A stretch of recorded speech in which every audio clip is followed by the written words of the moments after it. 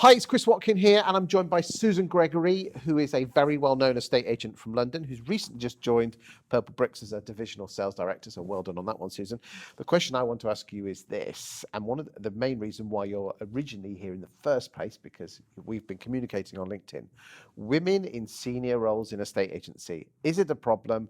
And if it's a problem, whose responsibility is it? Talk to me.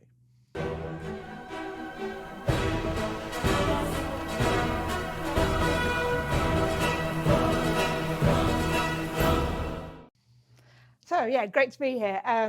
Yes, I think it is a problem, but I think we at the moment kind of get into solutions before we actually dig into the actual problem itself and who's taking responsibility for that problem. So I can say it's a problem for me in my career. You know, has it affected me? I think it definitely has. You've worked for independents and corporates. Yeah. Was one better than the other? I wouldn't say better, but they are very, very different beasts. I have a huge interest in organisational development and our industry and the hierarchies. And I think especially in those larger corporates, we do have a problem with senior women and their visibility. There are some great ones there. I would love to be hearing from them more, and I'd love to see all of their personalities a lot more than we currently do. You'll be pleased to know that in the first quarter of 2021, out of the 22 people that are going to be sitting where you are, 11 of them are going to be female. I've really gone out there, so hopefully I'll get a brownie point from you. You have a huge brownie point, and I think it's great all the work that you're doing in terms of getting kind of women's voices out there in all different types of ways. When we talk about whether it's a problem, as I say, it can be a problem for an individual woman, it can be a problem for women in general, but actually it's an industry problem. We should all care about it. We should all want everyone to have the best opportunities. And our organisations, and especially those corporate ones, I think should start to see it as a financial problem and a recruitment problem. There is research out there that says if you have women in senior positions, you are more profitable. It also says that you are more viable as a business, etc. You are going to attract more people, different people in, and I think that's becoming more of an issue. Do you think that we as an industry, we promote a great valuer to be a manager, and we tend to promote the great managers into great area managers, when in reality a great manager doesn't necessarily make a great area manager, do they?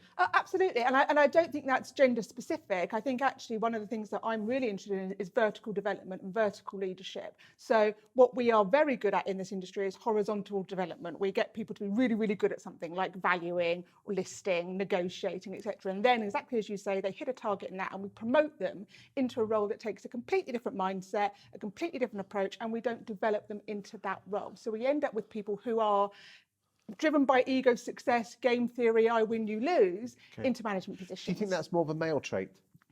I think it is more of a male trait, and I think we promote that way. So one of the things I'm interested in again is, are we a service or a sales industry? We promote people who are excellent salespeople who will go for targets and achieve into management positions. And actually, we also talk about being a service industry, but who do we promote who is excellent in service? Well, we're going to be talking about that in a greater detail in the next video.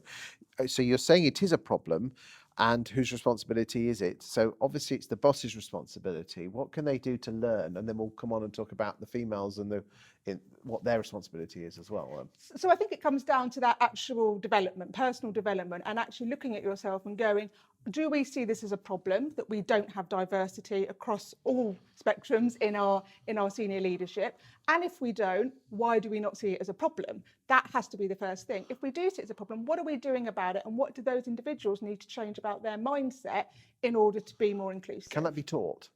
Absolutely it can. You know, we've actually taught people to behave the way they currently are. It's become a bias that we've created. It's not actually natural to us as humans, so it can absolutely be untaught. But it's vulnerable and it's risky. You have to undo things that you've learned. And is that something that the training department can do, or can you outsource this?